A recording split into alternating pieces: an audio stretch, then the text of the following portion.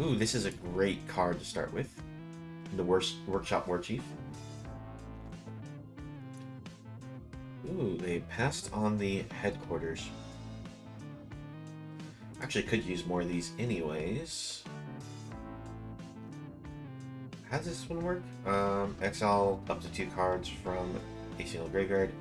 Power toughness are equal to the number of cards exiled with it. That's an interesting card. Wow, another headquarters? That would be greedy, right? It's greed, but I'm taking it. This is the deck we're currently running from the draft. Luna Safety, Brooker's Initiate, Hold for Ransom, Backstreet Bruiser, Brooker's Veteran, Civil Servant, Gilded Pinions, Unlicensed Hearse, Rooftop Nuisance, Bouncer's Beatdown, High-Rise Soundjack, a couple Social Climbers, a Warm Welcome, Broker's Charm, Broker's Charm, Celebrity Fencer, Swooping Protector, Cage to Joint, Sleep with the Fishes, Speak Easy Server, Caldea Strongarm, Workshop Warchief, and the Rock Spawner.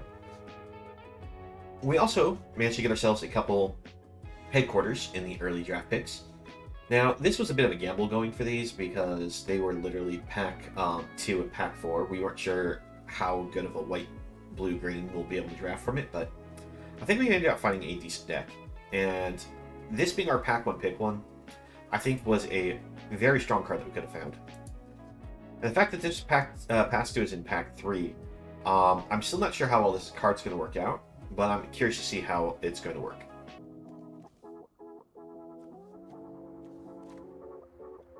Yeah, we'll keep this. We see one more green for the Warchief here. It's a little slow moving, but Soundjack actually is a decent protector if the opponent's going with flying. Where is... I forgot to put my music on.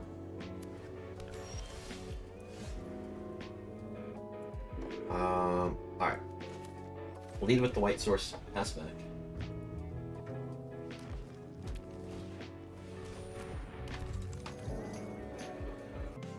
Alright, there's the music.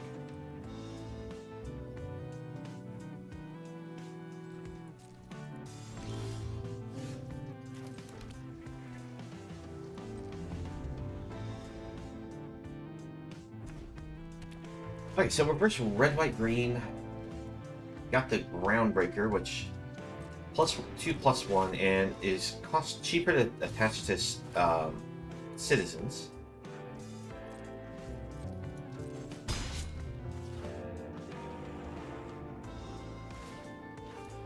Yep.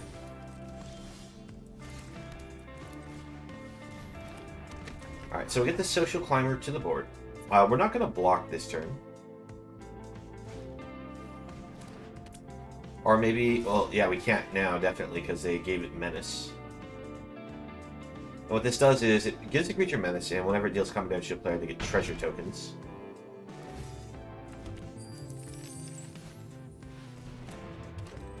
And now with that, whenever they generate a token of any type, they can turn it into creatures. So we are going to go for a double block against the Gardener, just to prevent them from generating tokens for this Genefe. Because Genefe, Jetmer's second, like I said, it allows them to create any type of tokens.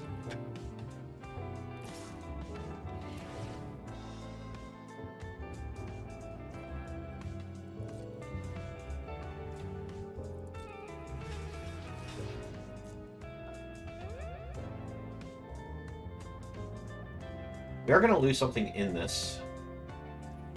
Because I'm not going to use Luna Safety here. Just to make sure they can't, in response, kill something. Because that's the worst thing that could happen. I go to protect and then go instant speed like Burn Spell.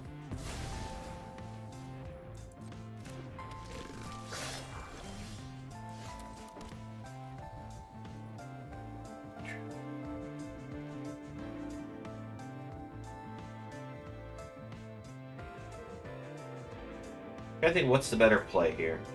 I think we'll go ahead and just bring out the Warchief. Pass it back. Plasma Jockey, when he attacks, will prevent us from blocking with a creature, because that's its attack trigger.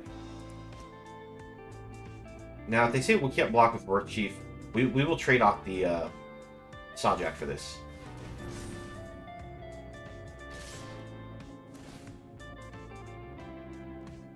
Yep.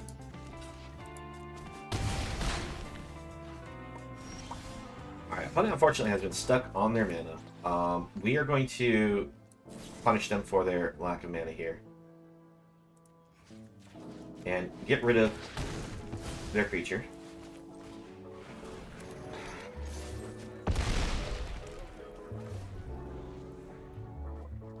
Alright, next turn we can bring down the server. We'll get a couple life points. Since it's a citizen, we can tap it for this to give it its bonus. And we have Boon of Safety still to protect our creatures.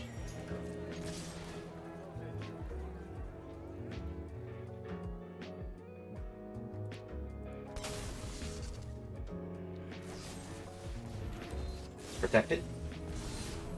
Put that on the bottom.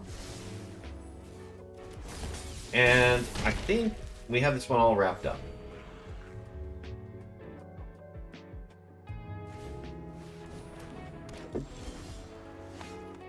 Alright, let's see. 1, 2, 3.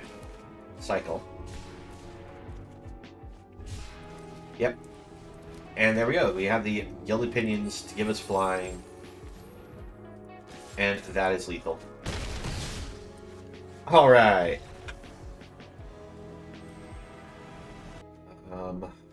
I would love to keep this because we have Warchief in hand. But there's no guarantee we'd get the mana. And we don't really have too many early cards. You know, I think I'll go ahead and still try to risk it. The reason I'm still trying to risk it is just because we do have 3 drops. Oh, there's a 2-drop. That makes things a bit better. Because this being a 3/3 defender gives us a lot of leeway. Fortunately... Oh. So I target here. Like that. Okay. I thought that one... It was like one of those you had to choose one of your own creatures, but no, it's just based off our creature's highest power. One drawback to this card is it does exile, which normally isn't a drawback, but we do have the Unlicensed Hearse here. Alright, I'm going to grab the blue source because it's our only option off this land. I forgot to take this out. And we'll pass it back. Because originally I was planning on having Black Splash in the deck, and I forgot when the game bugged out, I forgot to retrim the card.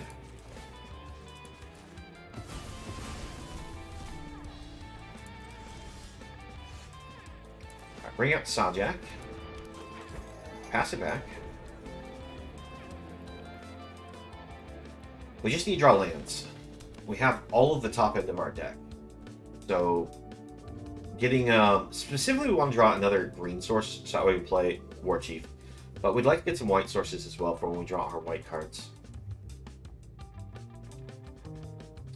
I'm thinking we just blitz the strong arm here next turn if we get a land. Even if it's not attacking in to the entourage, the ability to, once when it dies at the end of turn. Okay, Ready to Rumble destroys our artifacts. Means it's not being used as the 5 damage to kill one of our creatures. So we strong arm here. Always better actually to sleep with the fishes, but this way, we can potentially use this to lock down whatever entourage here might pump, because whenever another creature enters the battlefield under your control, target creature other than entourage will get +1/+1 trample. Alright, cool. We got the Triome. Sadly, this will come to play tapped, but this is just mana fixing. Backstreet Bruiser does hit 2 or more counters, but so we could have attacked with this, but again, this is a 4/4.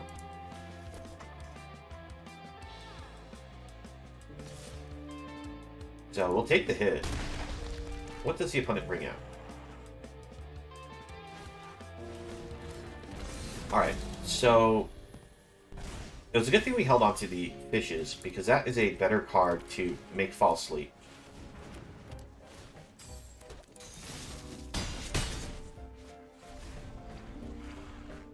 Opponent was a little confused why probably Bruisers were allowed to attack there, but it's just 2 counters among our creatures.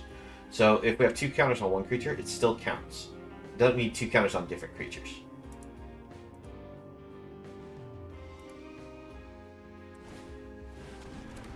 Alright. Pugnacious Pugilist is a strong card for the opponent. Now that's only until on the turn pump. The fish here is completely unblockable. We'll keep applying pressure with the fish. They can't really afford to attack in with Pugilist because we have such a strong swing back at them. Especially considering we can just blitz this. In fact, I think we have them dead next turn. Just because of the amount of trample. Because this is 11 points of trample. And we have a 4/5 and a 3/3. Plus the unblockable 1.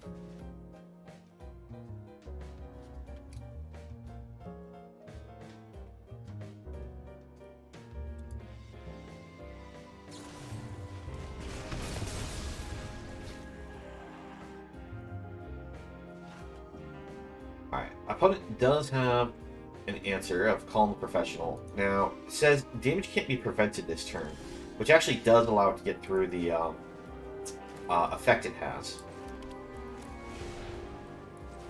Preventing the damage.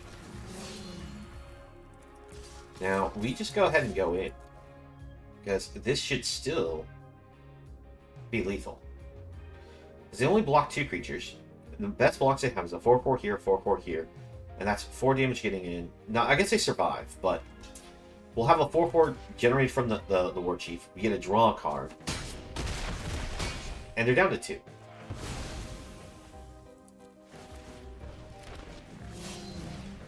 I guess it was better for them to block 3/3 instead of just losing to Sawjack, but we forced them down super low. We have them dead in 2 turns.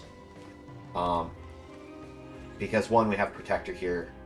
2, the fish is just unblockable. So they have to have 2 answer cards, and one of these is a shield counter card. So they'll need another Calm a Professional to deal with it.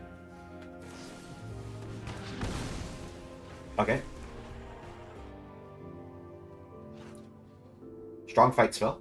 Does 6 damage next to the Rock Spummer. Because we never actually did get it off the board.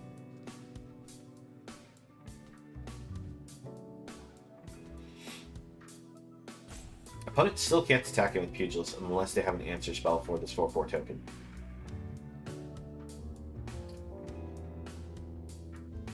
Actually, I guess they... Yeah, because the Devil token... Oh. 1, 2, 3, 4, 5, 6, 7.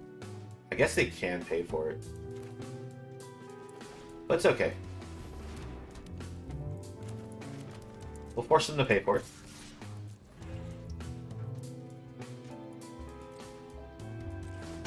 And they don't even bother.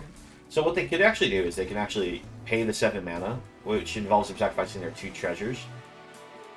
Sacrifice Hold the Ransom, and... Oh wait, no, actually only as a sorcery. They couldn't pay for it. My bad. But... that still was just a perfect top deck for us. This seems really good. Again, Warchief is in our opening hand. This is strange that we're seeing it so often. But we're going to keep it.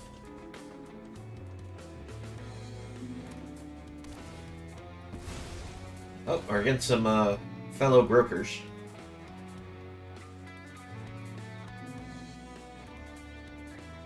Now, which colors are they actually running? Not sure. I forgot to take out that land from our deck, I just remembered. Oops. Hopefully we don't get punished for it.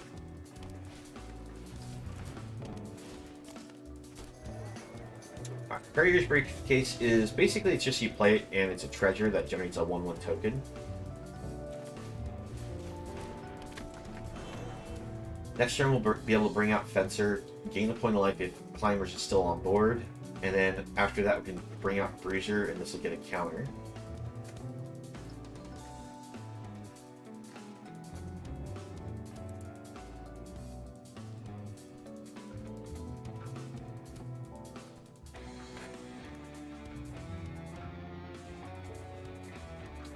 I don't have a limit on how many creatures entering the battlefield in a turn. Just put +1/+1 counters on them.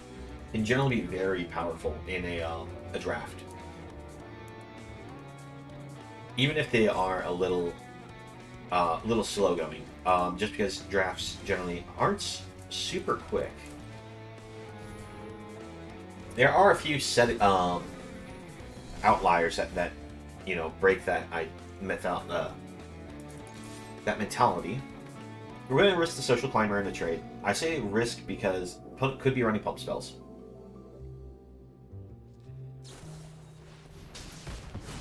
Oh, alright. Yep, so that was a case I should have attacked first, then did that. Well done, opponent. Well done. So, yeah, that's one of the reasons, again, why you should actually really play your cards in main phase 2, unless they're directly impacting the combat. But I was thinking, it's like, oh, I just want to get the life gain first. Before I risk the swing, but... Yep, opponent got 2 of these Informants. We unfortunately had an opportunity to pick up one of these and passed on it. And they are just really good cards. Why are you in the deck? You weren't supposed to be in the deck. Oh well. The reason why I'm a little confused this was in the deck, when I had the error in the game once when I was crafting the deck, it shoved all the cards that we had picked into our deck. Thankfully, it still taps for green mana. So we can bring it to the board.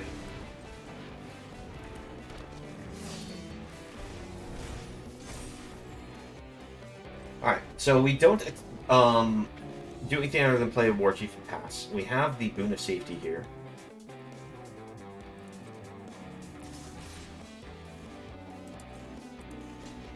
We'll offer a block here, and we will say Boon of Safety. Leave that on top.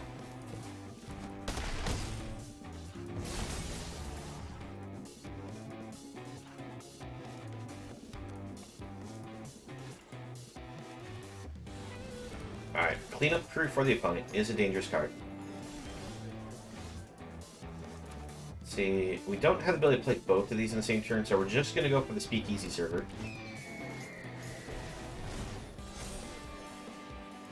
No attacks.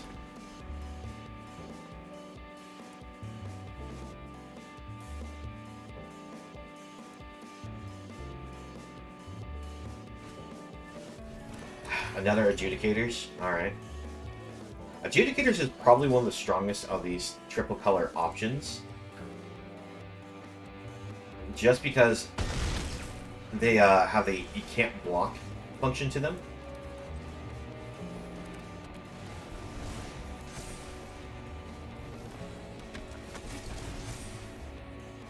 Alright, we will swing in for the air.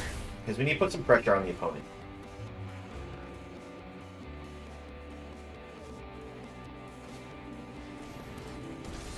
Alright. Duelist for our opponent. What do you do, opponent?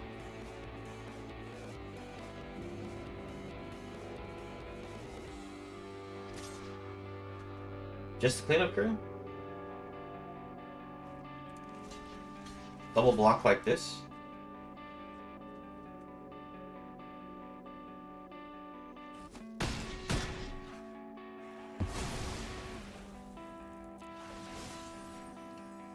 I'm going to put the protection counter on our Speakeasy server, because I don't want to get hit by a kill shot, as it's our main attacker. And let's make this one sleep with the fishes.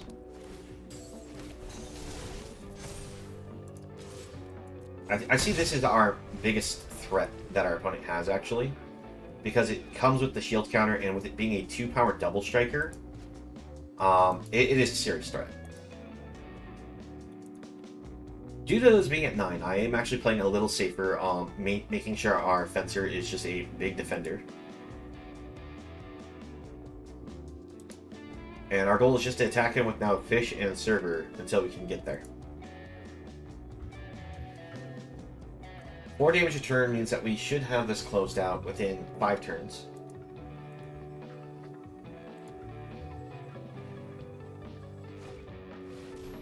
Another one of these? That's 3 of them? Alright, opponent. What do you do?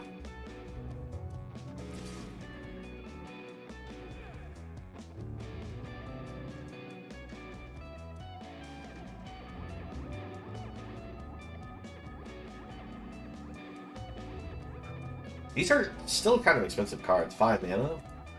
So 6/5. I guess we're just hitting all of the opponent's expensive spells that they put in their deck. Opponent seems to still be thinking it over on whether they're attacking or not.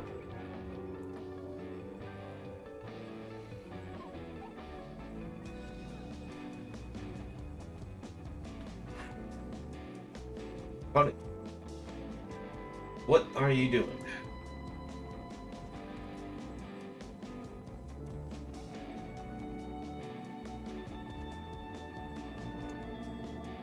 Before we actually get into the next game, I need to remember to take this out. Alright. Take out both of these. Case the joint real quick. So this opponent's got another freaking cleanup crew? That's annoying. Alright, only attacking them with this.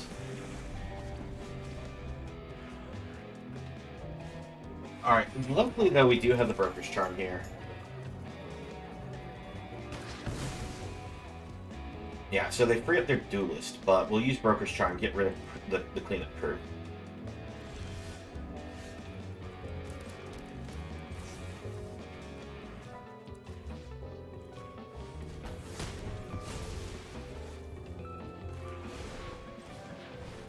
Alright, let's go ahead and dash. Or blitz. Put the counters here. Attack like so.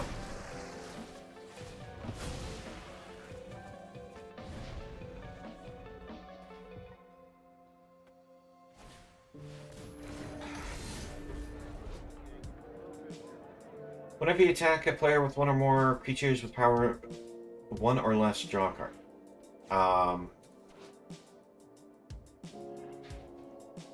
Alright, so it's just a 2/2 with shield.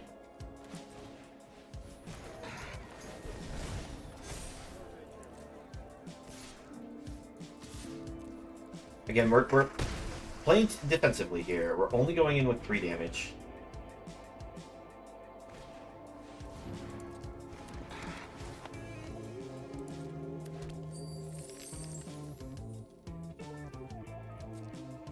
But just not hitting lands. They're hitting just the right number of lands just to play all of their big spells.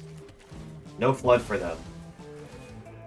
Meanwhile, us, we are drawing all the lands. 1, 2, 3, 4, 5, 6, 7, 8, 9, 10. We got through 10 lands.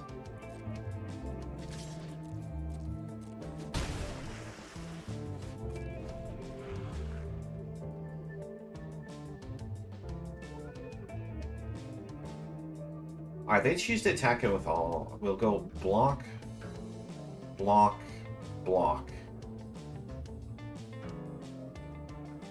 That way we'll only take 4.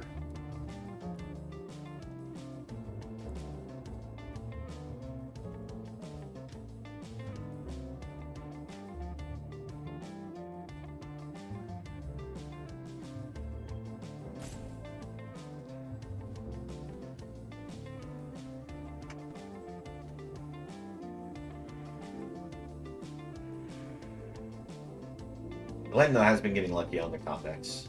Like, they have not been accidentally hitting things that they couldn't really play. 1, 2, 3, 4, 5, 6. Oh, really? Broker's Charm to draw. I thought they would possibly use that as a fight, because they could have killed our Initiate here.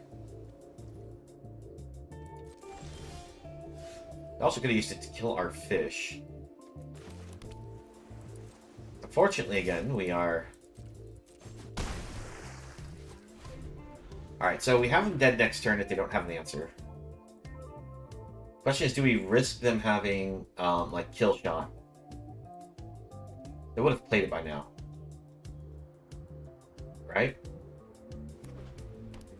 Unless they just top decked it. Alright, Pummeler, that's okay.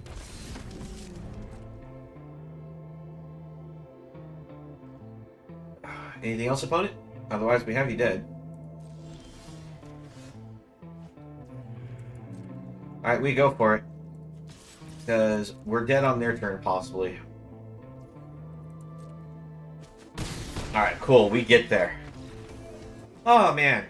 The opponent just decided to sit there so passively. I understood that it was going to be hard for them to attack in with our giant creature here. But I think they made a mistake. They should have played this Broker's Charm to kill our fish. Or kill our Initiate so that way they could attack in. With them choosing not to do either one of those, we were just able to get there. Yeah, I don't know why they didn't use this as a fight spell. Like, this was their answer to keep ahead of us. Thank you for watching the video. Please leave a like if you enjoyed and subscribe for more content. If you'd like to join me while I stream, you can find me on Twitch, the link below. I hope to see you again in the next video, and have a nice one.